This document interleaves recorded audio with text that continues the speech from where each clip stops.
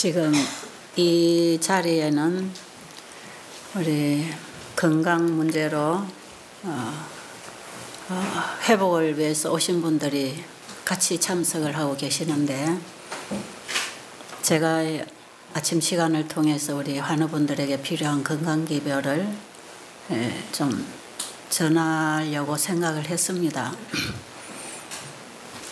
그런데 지금 우리 환우분들 중심으로 얘기를 하기보다는 마지막 셋째 천사의 사명을 우리가 받기 위해서 어떻게 준비되어야 되는가, 이런 부분이 지금 우리 의료선교 세미나에 오신 분들에게 필요하기 때문에 제가 지금 생각했던 말씀들을 나누지 못하고 목사님의 강의에 따라가고 있습니다. 목사님 지금 이 강의를 하시는데 제가 건강기별 전하면 이게 좀 어울리지 않을 것 같아가지고 그렇겠죠? 예. 물론 그것이 우리 이제 마지막 재림 성도들에게 기본적인 삶의 원칙이 되어야 되는 것이 너무나 맞기 때문에 이것은 절대로 우리의 신앙과 별개가 아니고 함께 가야 하는 그런 중요한 기별이기도 하지만, 제가 지금 목사님 기별을 들으면서 사람은 자꾸 듣고 반응을 하는 거잖아요. 제가 목사님 설교를 가만 듣고 지금 건강기별을 전할 수가 없고 거기에 따라가면서 같이 좀 공감을 해드리고 싶은 이런 마음이 있어서 제가 조금 빨리 달려가고 있습니다. 우리 환우분들 이해해 주시고 정말 여러분이 건강보다도 영생을 회복해야 된다고 하는 그런 영적인 갈급함이 있는 분들에게는 굉장히 지금 중요한 메시지를 듣고 있다고 생각하실 것입니다. 그래서 건강 문제로 베델을 찾아오셨지만 실제로 여러분들은 건강보다 더 중요한 문제를 해결하고 가야 되기 때문에 이 집회가 여러분들에게 또 필요한 집회이기도 합니다. 필요한 기별. 저도 계속 건강기별과 이 세천사기별을 환우분들에게 전하고 있기 때문에 베델에 와서 듣는 분들은 그렇게 생소하게 들리지 않을 것이에요. 근데 이제 처음 오신 분들이 계시기 때문에 약간 마음에 부담이 있기도 합니다만 성령께서 여러분의 마음에 함께 해주시기를 바라고요. 여러분들이 뭔가는 모르지만 여러분의 마음에 뭔가 또 들려지는 그런 배움이 있을 것입니다. 그런 좋은 시간을 좀 갖도록 해주시고, 혹시 듣다가 지치면 그냥 쉬셔도 괜찮고요. 왜냐하면 이 몸이 아픈 분들은 에너지가 많지 않은데 자기에게 필요한 메시지가 가면 그 메시지를 받고 발딱발딱 일어나면서 환자가 막 치료되고 힘이 빠져있는 환자들이 생기를 얻고 일어나거든요. 그러니까 자기에게 필요한 어떤 양식이 가야 되는데 아마 젖을 먹어야 할 아이에게 떡을 갖다 먹이는 그런 부담이 있기 때문에 제가 이런 죄송한 마음을 전해드립니다. 그래서 듣기가 부담스럽고 이게 좀 무겁다 느껴지면 그냥 쉬셔도 괜찮습니다. 그러니까 그렇게 하시고, 왜냐하면 듣기 힘든 말을 듣고 앉아있으면 지쳐가지고 오히려 더 힘이 빠져버려요. 그럴 때는 차라리 운동하고 쉬시는 게 나으니까 여러분이 선택을 하시고, 이번 이 계시록 연구 세미나는 정말 저를 위해서 주신 기회라고 생각이 들고요. 저에게는 정말 닫혀있던 부분들이 많이 열립니다. 길이 이렇게 확 이렇게 뚫리는 그런 빛을 제가 받으면서, 그렇다고 해서 제가 여러분들보다 잘 배운 건 아닙니다. 왜냐하면 여러분들은 보고 읽으면서 듣고 깨달으니까 얼마나 확실하게 짚어갈 수 있어요. 그런데 저는 여러분이 보는 교재를 지금 못 보고 있고, 여러분이 받은 책, 알기 쉬운 계시록 책도 저는 읽어본 적도 없고 들어본 적도 없는 사람이에요. 여러분이 가지고 있는 특권을 저는 많이 잃어버렸어요. 제가 여러분들보다 더 많이 더 잘 알기는 힘듭니다. 그래서 여러분이 스스로 이제 공부를 하셔야 되고, 목사님의 이 강의를 들을 때에 목사님이 그 내용을 다 여러분에게 짚어드리지 못하고 있는 것을 늘 아쉬워하면서 지금 전하고 계시기 때문에 여러분들이 스스로 공부를 하고 연구하도록 길을 열어주시는 것 같아요. 그러니까 교재를 드리고 책을 드리면서 여러분이 이걸 보고 이렇게 공부를 하라고 여러분에게 길잡이 역할을 해주시는 것이고, 저는 그 길을 따라서 지금 목사님 입에서 나오는 그 말씀만 듣고 지금 저는 길을 따라가고 있기 때문에 여러분들이 저보다 훨씬 더 잘 배울 수 있는 분들입니다. 자, 그런데 제가 거기서 받는 빛이 있을 것이고 여러분들은 또 여러분 각자가 거기에서부터 빛을 받을 것이잖아요. 그렇죠? 저는 제가 받은 그 빛, 거기서 제가 어떤 빛을 비추음을 받고 있는가, 이런 얘기를 제가 조금은 제게 시간이 있기 때문에 나눌 수 있는 특권이 있는 것이고요. 자, 오늘은 제가 거기 여러분이 받은 교재에 지금 목사님이 계시록을 열어가고 계시지만 저는 그 길을 따라서 지금 세제천사 기별을 전하고 있는 사람이기 때문에 그게 같은 길입니다. 같은 길이라서 제가 훨씬 더 용기를 얻고 있는 것이죠. 저에게 굉장한 용기와 확신을 주고 있습니다. 그래서 제가 받을 수 있는 빛이 오는 것 같아요. 그래서 오늘 여러분에게 조금 더 도움을 드리기 위해서 이제 우리 지금 여러분이 공부를 하면서 이거구나 하고 알았다고 되는 건 절대로 아니에요. 이제 여러분이 스스로 공부를 해야 될 뿐 아니라 그 말씀이 여러분 개인의 경험에서 적용이 되면서 삶으로 퍼져나가야 되는 그 빛이기 때문에 절대로 하나님 말씀은 이론이 아닙니다. 생명이고 양식이고 빛이고 능력이고 회복입니다. 회복. 그렇기 때문에 말씀을 우리가 공부를 잘했다고 내 신앙이 되는 건 또 아니에요. 하나님은 공부해서 알 수 있는 분은 아니에요. 그 공부는 만나는 경험의 공부이어야 합니다. 아시죠? 성령을 통해서 우리의 마음에서 만나는 깨달음과 그 진리를 알아가는 하나님의 사랑과 이 복음의 능력을 알아가는 그 지식, 그 공부를 마음에서부터 시작을 해야 되기 때문에 이것은 여러분이 마음에 들어와서 삶을 통해 이제 드러나면서 이 말씀이 가지고 있는 일이 무슨 일인지를 이제 여러분이 일을 통해 경험을 통해 알게 되는 그런 공부예요. 그런데 이미 지금 목사님 계시록에서 열어주시는 그 기별을 저는 성경과 예언의 신을 통해서 저는 이미 계시록 공부는 못했지만 저는 성경과 예언의 신에서 그에 대한 빛이 어느 정도 왔다고 생각을 하고, 또 제가 깨달은 빛을 나누면서 30여 년을 살아왔기 때문에 그 말씀은 절대로 저에게 생소하지가 않습니다. 그래서 제가 빨리빨리 공감을 해드리고 아멘이 되는 것이죠. 자, 그런 말씀을 중심으로 해서 지금 우리는 세천사 의료 선교 세미나를 지금 하고 있고 참여하고 계시는 것이고, 여러분이 받은 교재에 이런 내용이 다 포함되어 있습니다.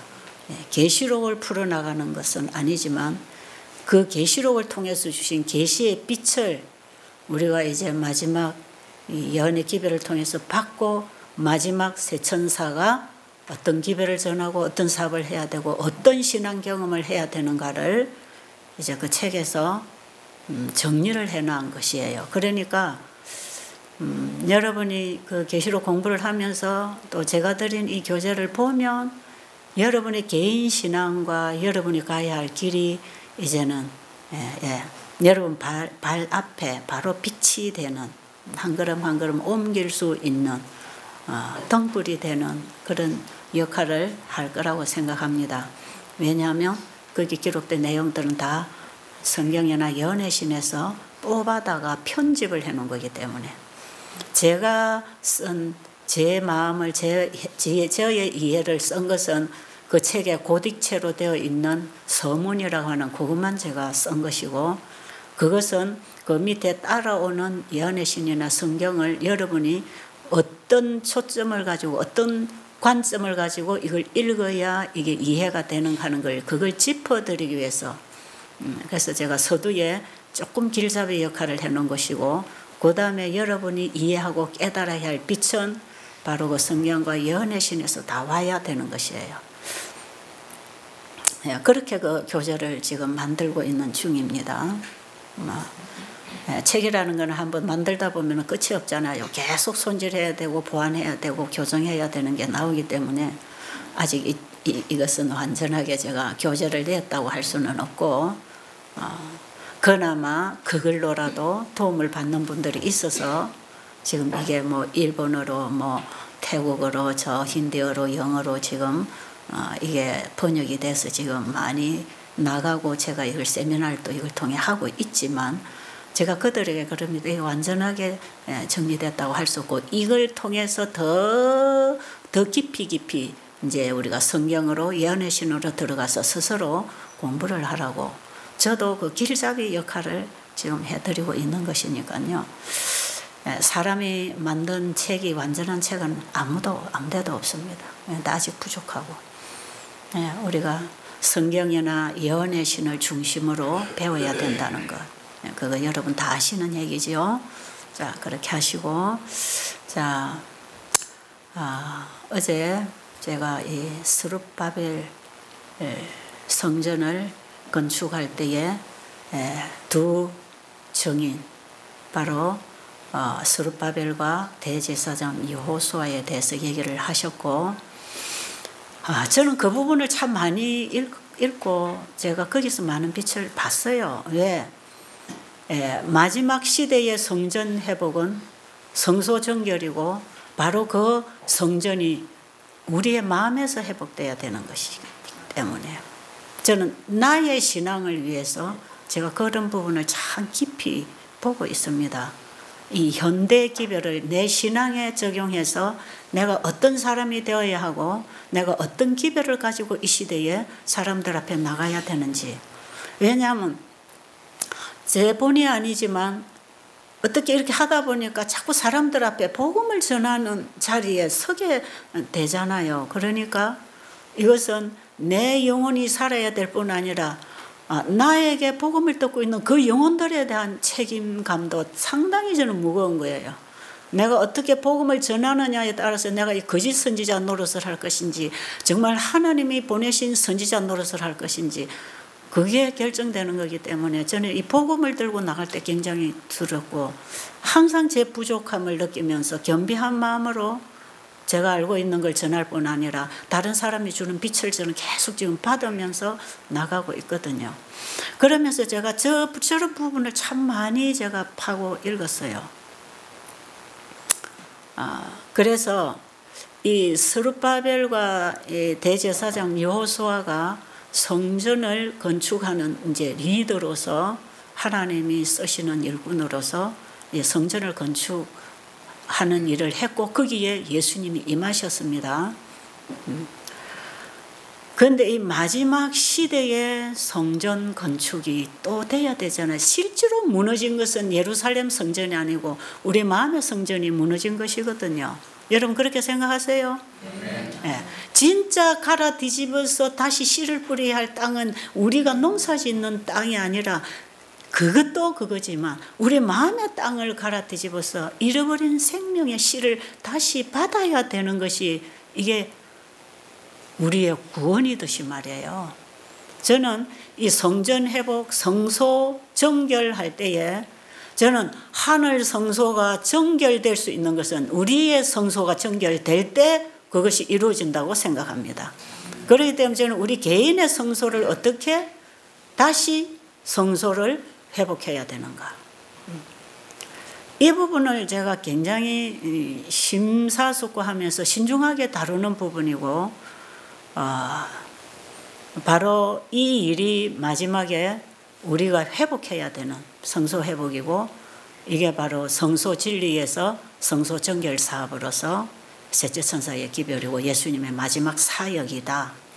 이것이 셋째 천사 기별이고 현대 기별이고 예수님이 우리의 죄를 도말하는 시대에 전해질 기별은 그들이 바로 성소 정결을 받기 위하여 가르침을 받고 지도를 받고 그들이 그 믿음으로 지성소 신앙을 해야 된다. 이런 부분은 너무나 확실하잖아요. 지금 전하는 기별은 사실 지성소 사역의 기별이거든요. 그래서 제 나름 그런 부분을 참 많이 찾고 연구해서 결국은 제가 전하고 깨달은 복음을 그 책에다가 이미 써놨기 때문에 여러분들이 이제 그 책을 읽으시면 목사님은 강의하고 이게 다 연결이 되어 있다는 걸 알게 돼 있고 우리가 똑바른 이해와 경험으로 말씀을 연구하면 한 소리 하는 겁니다. 한 소리. 두 소리가 아니에요. 한 음성입니다. 한 백성, 한 음성밖에 없습니다. 하나의 기별, 그 기별에 연합합니다. 마지막 남은 무리는 그 하나의 기별에 연합합니다. 그 기별이 셋째 천사의 기별이고 셋째 천사가 전하는 기별은 바로 그 예수님을 전하는 기별인데 그 예수님은 지금 우리의 죄를 도말하시는 마지막 사역에 들어가셔서 어떤 사람이 죄 도말을 받고 그분이 주시는 완전한 품성의 선물을 받을 수 있는가를 조사하는 일이 지금 이루어지고 있단 말이에요. 그 조사 심판에서 죄 도말이 이루어집니다. 그래서 이 죄 도말을 받을 만한 사람을 도말을 해주는 것이지 아무나 도말을 하는 것이 아니기 때문에 조사를 해야 될 거 아닙니까? 뭐 어떤 사람이 그 조사에 죄 도말을 받을 수 있는 자격이 있는가?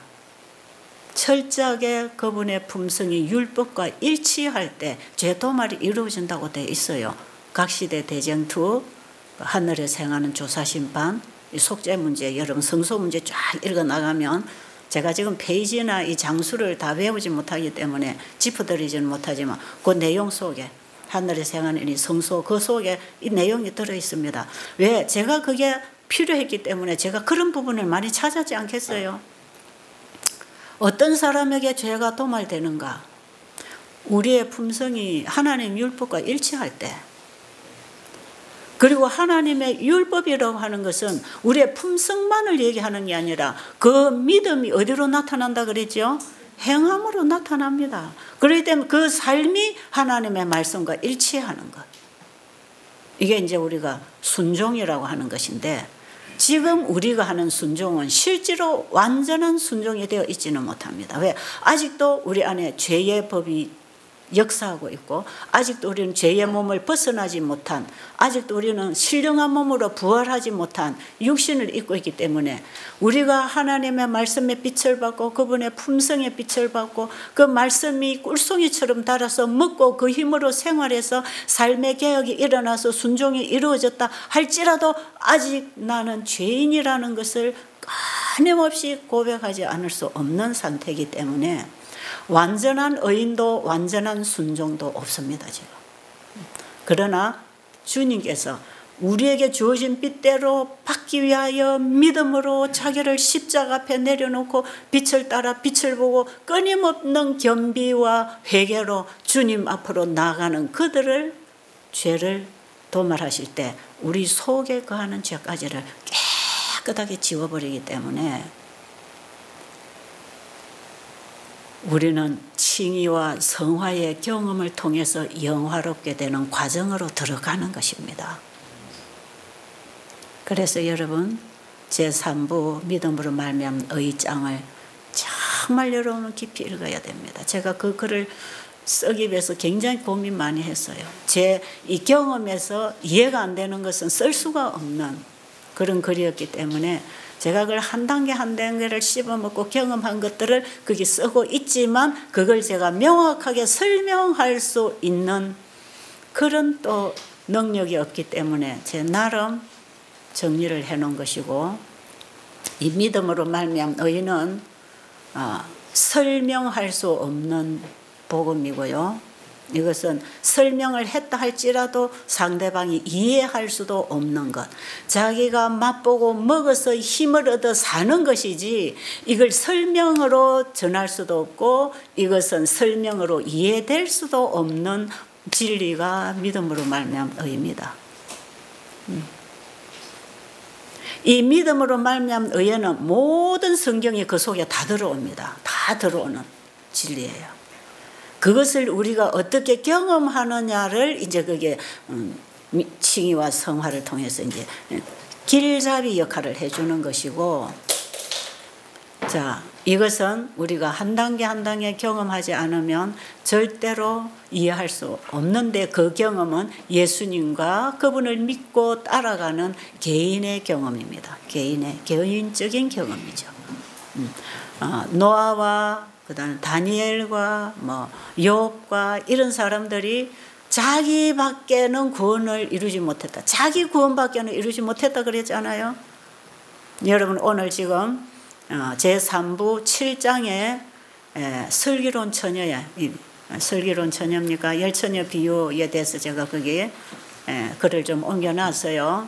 오늘 여러분이 좀 그 말씀을 읽으시면 지금 제 얘기가 훨씬 더 이해가 될 것이기 때문에 제가 이 말씀을 연결해 드리고 싶습니다. 왜냐하면 바로 그 두 감람나무로 상징되고 있는 그 대제사장 여호수아와 스룹바벨은 마지막 시대에 바로 남은 무리, 바로 슬기로운 처녀에 속하는 바로 마지막 시대에 늦은비 성령을 받고 마지막 성전 건축을 위한 성소 정결의 경험을 할 뿐 아니라 성소 정결의 기별을 외칠 사람들이기 때문에 거기 슬기로운 처녀는 누구인가? 슬기로운 처녀는 어떤 믿음과 신앙의 경험을 하고 있는가? 슬기로운 처녀는 어떤 사업을 하고 있는가?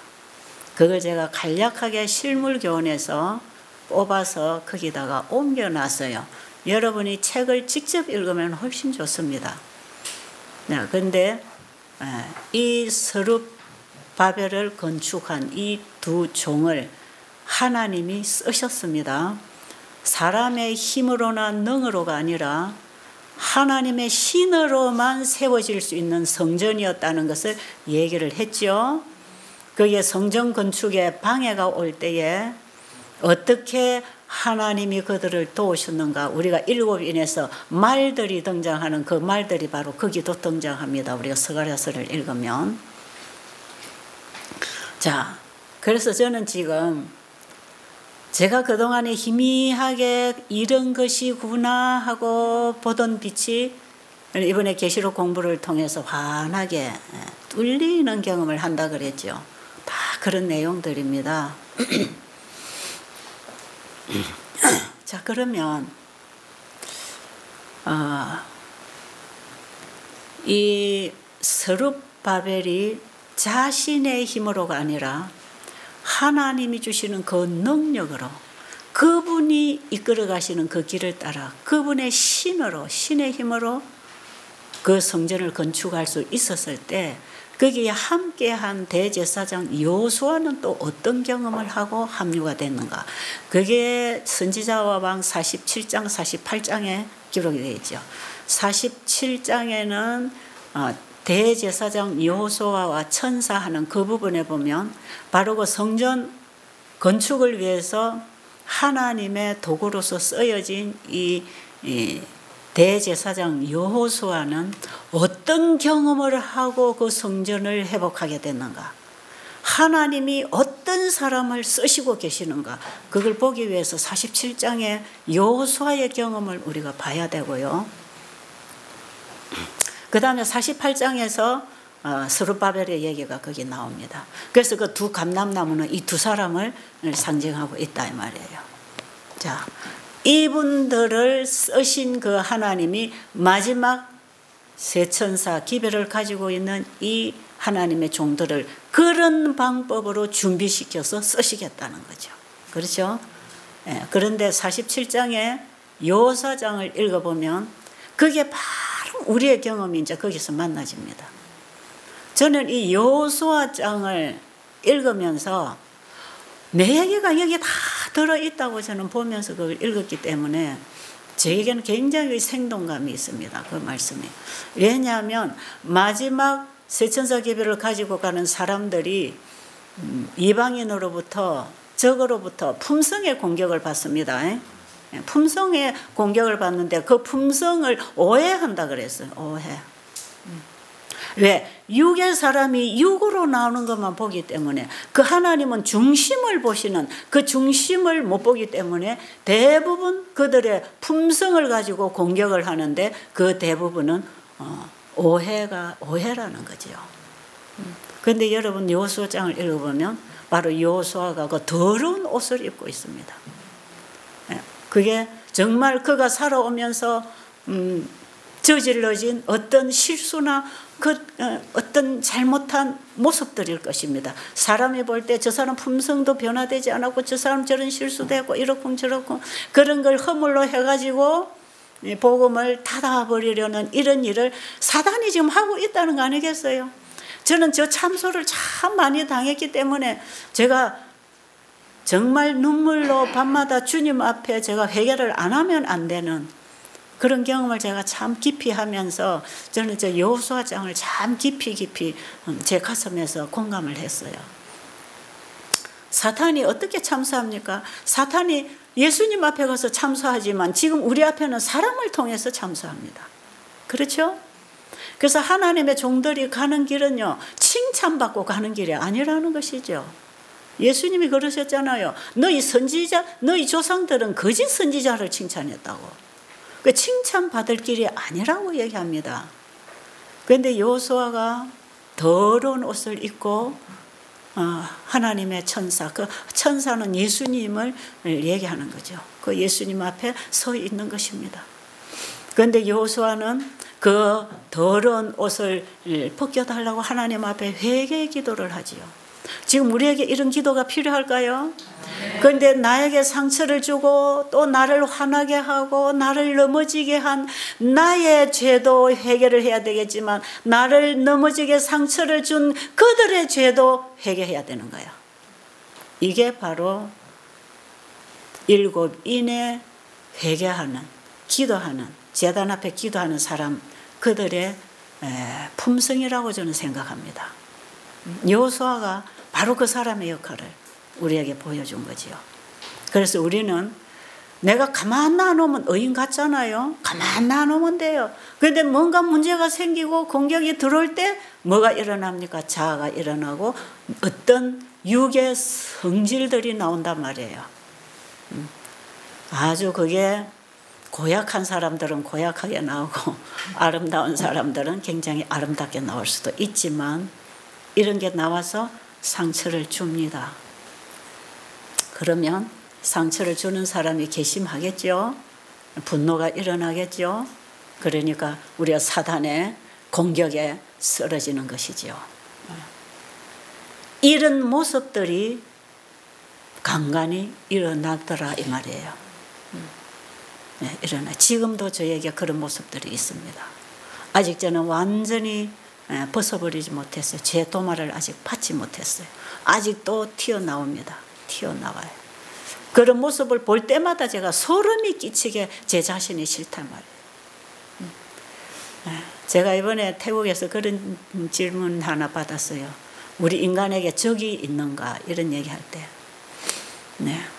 우리에게 적이 있다면 저는 저에게 가장 큰 적이 있다면 내 자신입니다. 내 자신. 내가 너무 싫단 말이에요. 나는 내가 뭔가 하는 거 너무 싫어요. 내게서 나오는 건 너무 싫어요. 그거는 그냥 정말 없애버리고 싶어요. 도망가고 싶어요. 가장 보기 싫고 만나기 싫고 정말 드러내고 싶지 않은 가장 큰 적은 납니다. 나라는 이 자신, 이 죄 덩어리 이 자체가 나는 너무 싫은 것이죠. 저는 나는 나의 가장 큰 적이 나다. 그런 얘기했어요. 나다.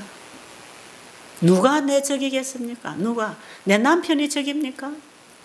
내 친구가 적입니까? 누가 적입니까? 내 자신의 문제단 말이에요. 이 모든 인간관계에 적이 생기는 거는 내 자신이 만들고 있는 적이지 상대가 아니단 말이에요. 스트레스는 남이 준다고 하는데 남이 주는 게 아니고 내가 받는 거다 이 말이에요. 누가 너 스트레스 받아라 하고 주는 사람 어디 있나요? 스트레스는 다 자기가 받고 있잖아요. 그 스트레스 문제도 내 문제다 이 말이에요. 내 문제이기 때문에 너 때문에 이렇게 돼서 그 핑계할 필요가 없다는 것입니다. 그래서 내가 바뀌면 스트레스는 없어지는 거예요. 그럼 내가 어떻게 바뀌는가? 내 마음을 내가 어떻게 관리하는가? 내 마음과 예수님의 마음이 만날 때에만 가능합니다. 그러니까 말씀으로 이기는 거 아닙니까? 그렇죠? 왜? 내 마음과 예수님 마음이 만나는 순간이 말씀을 만나는 것이거든. 그 말씀이 내 마음에만 들어오면 역사하니까. 그렇죠? 이기는 것이지요.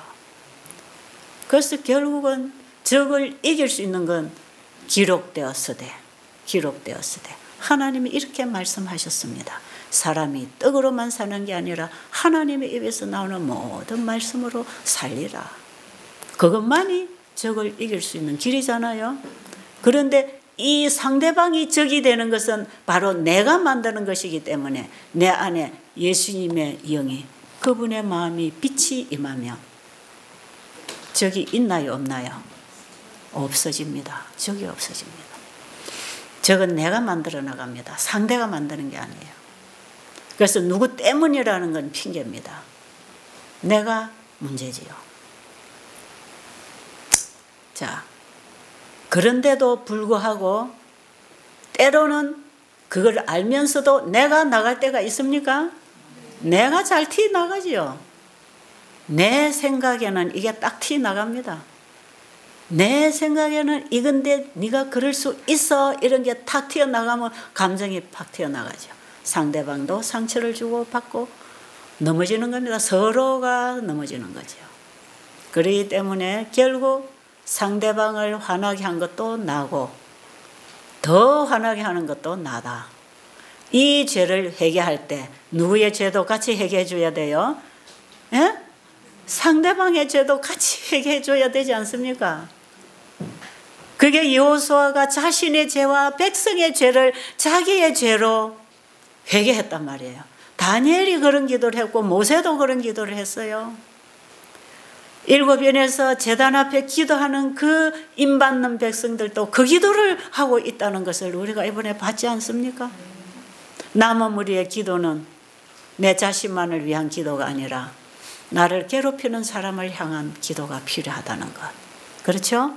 하나님의 백성을 괴롭히고 있는 적을 위해서도 기도하고 그 백성들이 잘못되는 것은 나 때문에 이 지도자가 잘못돼서 백성이 잘못 가고 있기 때문에 지도자가 백성이 잘못되는 죄까지를 지도자가 끌어안고 회개하는 것입니다.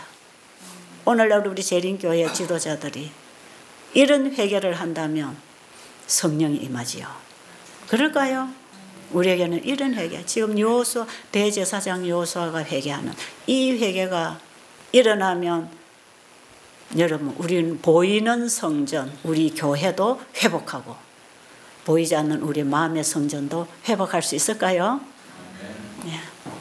영적인 교회, 보이는 이 교회, 우리 재림교회는 보이는 마지막 성전 회복을 위하여 세우는 교회입니다. 맞습니까? 맞습니까? 마지막 지성소 기별을 전하도록 세워진 교회. 1844년 이후에 재림운동으로 초교파에서 남은 무리들이 모여서 예수님의 지성소 사역의 빛을 받고 그 안에 정곡의 안에 있는 율법 회복을 보면서 이 땅에 그 빛을 비추기 위해서 하나님께서 연애신의 기별을 주셨고 그 빛을 모든 민족에게 전파하도록 모든 빛을 다 비춰준 그 선물을 받은 교회가 재림교회입니다. 여러분 지금 우리 비재림 신자 계신 교인들 여기 와 계시지만 이거는 절대로 제가 어떤 편견을 가지고 말하는 게 아니에요. 이 재림교회는 그냥 볼 교회가 아니에요. 이 교회는 무서운 교회입니다. 이 교회는 하늘의 기별을 가지고 하늘과 연결한 능력을 가지고 온 땅에 죽어가는 영혼들을 창조주께로 돌이키게 해서 회복을 얻도록 영생의 기별을 보낼 교회로서 하나님이 마지막 시대에 세운 교회입니다. 이 그냥 볼 교회가 아니에요. 안식교 왜 이단이라고 이단이라는 이 포장지를 가려가지고 사람들로 하여금 그 진리를 못 받도록 사탄이 왜 이렇게 하고 있는지 아세요? 이거 받으면 백성들이 깨어나기 때문에요. 절대로 이 빛이 밖으로 못 나가게 하려고 사탄이 계속해서 이단이라는 오해, 가면을 뒤집어 씌워나죠. 이거는 하나님의 일꾼들의 품성을 오해해서 공격해 나오는 개인적인 공격도 똑 마찬가지. 우리 재림교회가 오해받는 것처럼 또 재림 성도들이 마지막 이 두 감람나무의 역할을 할 이 세천사들도 오해를 받을 수 있습니다. 그런데 이 교회가 오해를 벗어나려면 이 교회가 늦은 비 성령을 받고 셋째 천사 기별로 일어나야 되는 것입니다. 그동안까지 오해가 있죠. 그러나 이 교회 안에 그 백성들이 지금 자라나고 있습니까? 자라나고 있습니다. 크고 있습니다. 숨겨둔 7,000명이 있습니다. 그래서 재림교회를 함부로 비판하거나 공격하거나 재림교회 목회자들이 저거는 이거니 저거니 하는 게 아닙니다. 그들을 위해서 우리 기도해야 되고요. 우리 개인도 지금 그런 오해의 공격을 받고 있는데 또 그 공격을 받을 수밖에 없는 짓을 내가 하고 있더라 이 말이에요. 그렇죠? 우리 재림교회도 그 빛을 지금 비추지 못하고 있기 때문에 또 오해받게 하고 있는 것도 사실이에요. 그러나 우리 개개인들이 정말 더 깊은 회개를 통해서 나의 죄와 이 교회에서 일어나는 가증한 일을 보고 울고 탄식하는 그런 심령으로 주님이 중보하시는 그 중보하시는 주님의 심정으로 우리가 하나님 앞에 죄를 고하게 될 때에 결국에 가서는 그 오해를 벗겨주시는 늦은 비를 주실 것입니다. 아멘. 그렇게 생각하세요? 네, 늦은 비가 와서 오해를 벗겨줄 것입니다. 그래서 저는요, 어떤 기도를 지금 몇 년 전부터 하고 있냐면요, 하나님, 사람들이 나를 이러쿵저러쿵 하는데요, 어쩔 수 없어요. 제가 그렇게 정말 실수를 많이 하고 시행착오도 많이 하고 아직도 이게 완전히 성화된 모습을 보이지도 못하고 제가 이래서 당연히 제가 이렇게 오해는 받고 있지만요, 저들은 제 마음을 몰라요. 저들은 내 마음 몰라요. 주님은 아시죠? 주님은 아시잖아요. 제가 그런 기도를 얼마나 많이 하는지 몰라요. 주님 아시죠? 누가 공격하면 주님은 아시죠? 제가 왜 이럴 수밖에 없었는지, 왜 제가 이렇게 하고 있는지 주님은 아시지요? 그 기도를 저는 수없이 합니다. 그런데 다행히도 제 옆에서 가장 가까이서 저를 보는 사람들이 몇 사람 있어요. 그런데 이 사람들은 제 마음을 알지요. 이 사람은 오직 예수님밖에 없다. 저 사람이 저런 성질이 있고 저런 모습이 있어도 저 사람 중심에는 예수님밖에 없고 말씀 앞에는 100% 굴복하는 사람이니까 그 면을 봐주고 약간 저를 위로해 주는 사람이 뭐 그것도 많지는 않아요. 몇 사람 있지만 저는 그 사람의 위로보다 주님이 나를 아시잖아요. 정말 저는 그런 심령으로 나왔습니다. 제가 이 일을 처음 시작할 때 30여 년 전에 정말 저는 무시 많이 당했거든요. 심지어는 내 교회 담임 목사까지도 그 누가 외부에서 소문 듣고 이제 여기 찾아오려고 뭐 이제 좀 상담을 교회를 통해서 누구를 통해서 하면 그거 가면 안 된다. 그건 무조건 굶기고 그거는 뭐 이상한 풀만 먹여 갖고 영양실조 걸려 죽는다고. 이런 식으로 해서 참 많이 중간에서 나중에 보면 막았더라고요. 그리고 나중에 와가지고 그때 내가 그리로 전화를 안 하고 바로 와야 됐는데 내 남편이 죽었다 이런 얘기 이제 막 하는 분들이 있지요. 뭐 어쨌든 여기 온다고 다 사는 건 아니지만 정말 저는 사람이 볼 때에 인정받을 만한 게 아무것도 없어요. 제가 배움이 있습니까? 아니면 가진 것이 있습니까? 아니면 가문이 내놓을 만한 가문이 있습니까? 저는 우리 집안에 뭐 사도팔촌도 예수 믿는 사람이 없었고 재림교인 더구나 없었고 정말 저는 야생초처럼 누가 알아주든 말든 그냥 나서 커서 그냥 가다가 시들어지는 것. 그냥 야생초처럼 그냥 온갖 비바람 다 받고 밟히고 무시당하고 인정받지 못한 상태에서 제가 꼬물꼬물 자꾸 일어난 것은 그 이 속에 예수님의 씨가 들어와가지고 또 밟아놓으면 꼼틀거리고 일어나고 또 밟아놓으면 꼼틀거리고 일어나는, 제가 이 표현이 제 진짜 솔직한 감정이에요. 그래서 제가 왜 이사야 53장에서 감동을 받느냐. 예수님은 부요한 자로서 가난하게 되시고 그분이 오해받을 일이 뭐가 있습니까? 우리의 연약성을 그분이 다 가지고 가시면서 그분은 무시당하시고 사람들에게 실어버린 바 됨을 당했다 그러죠. 그분이 가난하고 비천하고 오해받고 멸시받은 그것은 우리가 경험해야 될 걸 그분이 다 겪으셨다는 것입니다. 그리고 내가 죽어야 할 죽음도 그분이 죽으셨다는 거예요. 거기에서 제가 얼마나 힘을 얻고 일어났는지 모릅니다. 거기에서 제가 딱 붙잡았어요. 희미하게 보이던 십자가의 의미가 제게 환하게 예수님이 내가 되어서 걸어가시고 죽으셨구나. 내 대신 죽으시고 하는 그게 무슨 뜻인지, 내 대신 사시고 그게 또 무엇인지, 내 대신 핍박과 조롱과 멸시를 받으셨다는 게 그게 뭔지, 내가 그 고통 가운데 있으면서 예수님이 당하신 고통을 제가 받으면서 위로를 받는 것이죠. 위로를. 제가 그러면서 그 예수님을 붙잡고 꼬물꼬물 내 앞에 정말 내 발 앞에 비치는 그 등불, 그 빛 하나하나 보고 사면초가 이런 거 있죠. 저는 제 인생이 그랬습니다. 정말 살아갈 힘도 없고 보이는 빛도 없었고 희망도 없고 좌절되어 있었어요. 이 긴 터널에, 깜깜한 터널에, 요즘은 전기불이라도 있지만 긴 터널에 전기불이 없다고 하세요. 얼마나 어둡겠어요.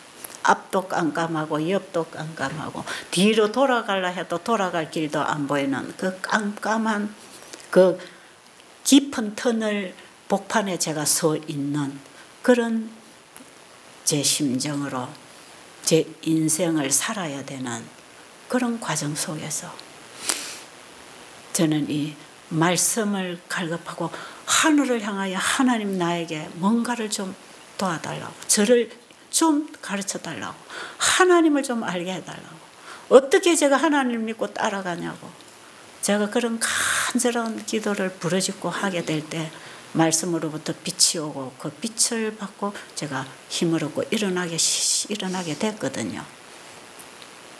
그러니까요, 지금까지 제가 걸어온 길은요, 아직도 깜깜한 터널 가운데서 내 발 앞에 비춰지는 이 말씀이 주는 그 빛을 보고 한 발짝 한 발짝 한 발짝 한 발짝 그렇게 걸어왔어요.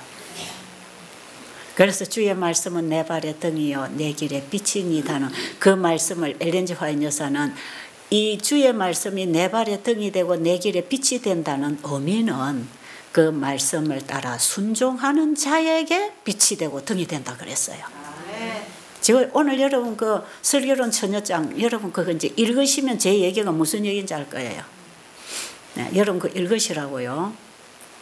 자, 그 말씀이 주는 그 빛을 따라 제가 이제 한 걸음 한 걸음 나와서 긴 터널을 지금 걸어 나온 그런 기분으로 지금 제가 이 자리에 서 있고요.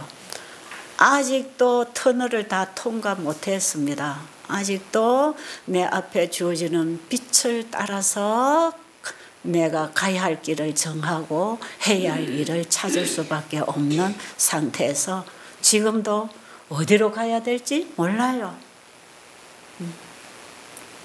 정말 모릅니다. 주님, 나는 내가 갈 길을 내가 모릅니다. 비춰주세요. 길을 비춰주세요.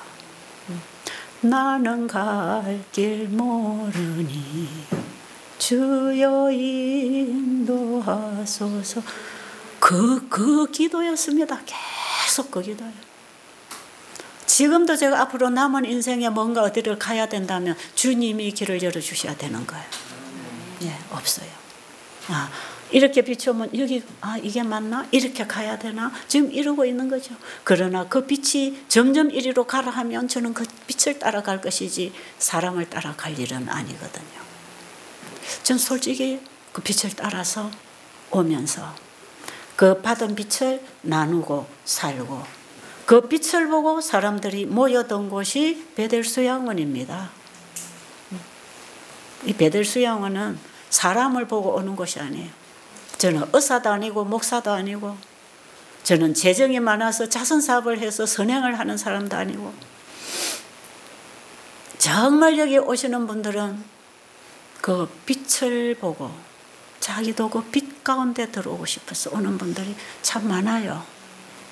그리고 빛을 보고 회복되고 나가는 사람들 때문에 또 소문을 듣고 오는 사람들. 베델이 가지고 있는 것은 바로 그 하나님의 말씀의 빛입니다. 빛. 여기에서 그 빛이 멈추면 불은 꺼진다고 저는 봅니다. 네. 그래서 어쨌든 말씀으로만 가야 이 빛이 계속 이사야 60장, 62장의 빛으로 발전해서 너전비 영광을 보게 될 것입니다. 이런 가운데서 제가 제 속에 있는 이 오해받고 있는 내 품성, 예수님이 넣어주신 그 마음, 이 오해받고 있는 이 품성, 이거 하나님 오해 벗겨주세요. 오해 벗겨주세요. 언젠가는 오해 벗겨주시겠죠. 그게 언젠가 보니까요. 너전비 영광이 와야 돼요. 그러니까 제가 지금 뭐 구하겠습니까? 너전비 구하지요. 너전비. 하나님 빨리 저에게 좀 너전비를 주세요. 너전비를 주셔서 이 모든 오해의 이 껍데기를 좀 벗고 하나님 영광만 드러내게 해주세요. 그래서 하나님이 여기 있다고, 하나님이 이런 분이라고 증거할 수 있도록 저를 좀 그렇게 만들어주세요. 그래서 제가 몇 년 전부터 계속 너전비를 구했잖아요.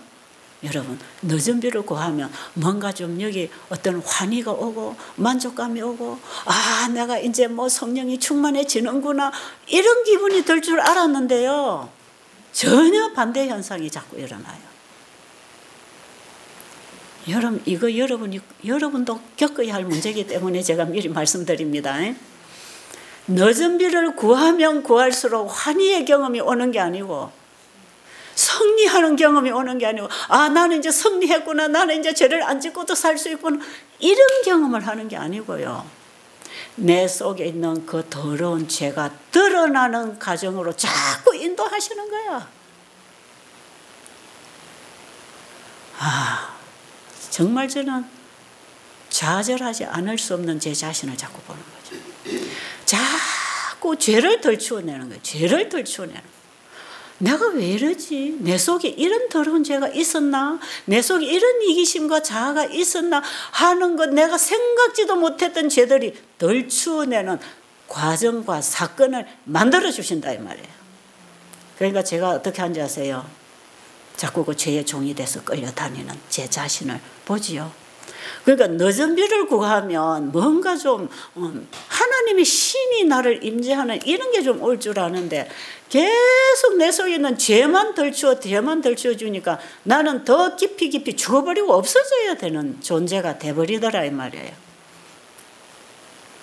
그러면서 제가 나는 희망 없는 존재구나. 제가 또 포기. 내가 희망 없구나. 이 인간은 어쩔 수 없는 거구나. 그런데 제가 그 사도행적을 읽으면서 그들이 어떻게 할 때에 이른비 성령을 받았는가를 이제 보게 되면서 너전비를 받는 조건도 똑같다는 것이에요. 그게 뭐냐? 회개하라. 회개하고 너희 죄 없이 함을 받아라. 그러면 유쾌하게 되는 날이 주 앞으로부터 온다는 것이에요. 사도행전 얘기입니다. 이거 사도행적은 제가 그 말씀을 보면서 지금 여러분 늦은 비를 구하라 하는 그 제목 거기 다 써놨어요. 여러분 책 보면 지금 제 얘기가 그 속에 다 들어있습니다. 제 3부에 이런 거 다 들어있어요. 이 3부의 그 내용이 4부와 1부, 2부를 만들어내는 것이기 때문에 우리의 신앙 경험은 바로 그 3부의 경험이 이루어져야 합니다. 그래야 2부의 의료 선교 사업도 하는 것이고 순종도 하는 것이고 다른 사람에게 의료 선교 사업을 해서 영혼들을 예수님께로 인도하는 그 일을 하는 것이고 그 일을 통해서 하나님의 행하신 일을 증거하는 것이 마지막 정인이 되는 것이에요. 그래서 여러분 그 3부의 내용을 여러분은 씹어 먹어서 경험을 해야 되는 내용 속에 이 내용 지금 다 거기 갖다 놨어요.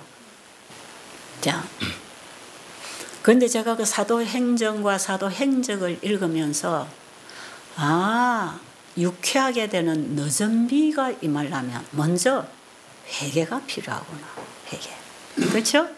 그럼 이것은 하나님께서 나를 늦은 비를 받도록 하기 위해서 준비시키는 과정이구나. 왜? 자기 안에 죄를 못 보면 회개가 안 되거든요. 그렇습니까? 내 속에 있는 건 죄가 아니고 행한 것만 죄다 하면요 절대로 깊은 회개 못 합니다. 왜? 행한 것만 갖고 오늘 잘못했습니다. 오늘 또 잘못했습니다. 또 공격이 오네. 내 오늘 승리했습니다. 그건 전부 행위신앙으로 가기 때문에 자기 행위만 가지고 있기 때문에 깊은 회개 안 됩니다. 그런데 우리는 뭘 가지고 회개해야 됩니까? 이 속에서 밀고 있는, 속에서 역사하고 있는, 죄를 도모하고 있는 내 속에 가는 죄덩어리 내 자체를 봐야 됩니다. 이 죄인에게 그리스도가 필요하다 이 말이에요. 그래서 예수님의 보혈의 피는 우리가 저지른 죄를 회개한 것뿐 아니라 우리 속에 있는 죄까지도 도말해 주는 게 지성소의 속죄 사업입니다. 그러면은 끊임없이 마지막 지성소로 들어가는 사람들의 신앙의 경험은 내 속에 있는 죄를 가지고 회개하는 사람 맞지요? 그렇습니까? 속에 나오는 죄도 물론 회개하지만 속에 있는 이 죄덩어리 자체가 싫어져야 됩니다. 그래서 내 자아하고 원수가 돼야 된다 이 말이에요. 나는 좀 괜찮은 사람이라고 생각하면 아직도 이 셋째 천사 기별을 모르는 사람. 내 자아가 원수가 돼야 돼요. 내 자아가 이게 원수구나. 이게 싫어져야 된단 말이에요. 그럼 이 싫어지는데 내가 이걸 피할 수 있나요? 이 원수를 피할 수 있나요? 예수님께 숨어야 된단 말이에요. 예수님께로 가져가야 되는 거라 나를 예수님께 드려야 됩니다. 맞습니까요? 네. 그게 제단의 경험하는 거 아닙니까? 제단 밑에 가서 회개하고 기도하는 심정, 바로 그 경험이 끊임없이 십자가 앞으로 가는 거 아닙니까? 그래서 사도 바울이 끝까지 나는 죄인 중에 괴수라. 로마서 7장 이후로 중간 이후로 보면은 내 속에 한 다른 법이 죄의 법이 나를 사로잡아 온다. 이런 고백은요 이 지성소 시대의 고백입니다. 우리의 믿음의 노독들이 다 그런 고백했어요. 다윗도 그런 고백했고 다니엘도 그런 고백을 했고 그 지성소의 영광을 바라보고 나는 썩은 새끼줄이라 그랬고 이사야는 이사야 6장에 보면 지성소의 광경을 바라보고 화로다 나여 망하게 되었도다. 쓰러지는 것이에요. 자기 자신에 대해서 자신의 의에 대해서는 하늘하게도 건질 수 없다는 걸 압니다. 벌거벗은 몸으로 주님 앞에 서는 상태에서 누가 나는 승리했고 나는 순종했고 나는 되었다고 말할 사람이 어디 있겠습니까? 주님 앞으로 깊이 지성소의 경험으로 들어가면 들어갈수록 내 안에 보이는 건 죄밖에 안 보이는 거예요. 이해하시겠어요? 성화 이거는 황홀의 경험이 아니라는 것입니다. 더 깊은 경지의 회개의 경험으로 들어가는 게 성화라는 거예요. 성화. 이 제 말이 아니에요. 이건 전부 성경과 예언의 신에서 주시는 빛이 저를 비추어준 경험이지 제가 만들어낸 말이 아니에요. 그래서 우리가 지성소의 늦은 비의 영광을 죄 도말을 받고 늦은 비의 영광을 가지고 계시록 18장의 운동에 계시록 13장의 전쟁에 나가서 일할 일꾼들 마지막 일꾼들은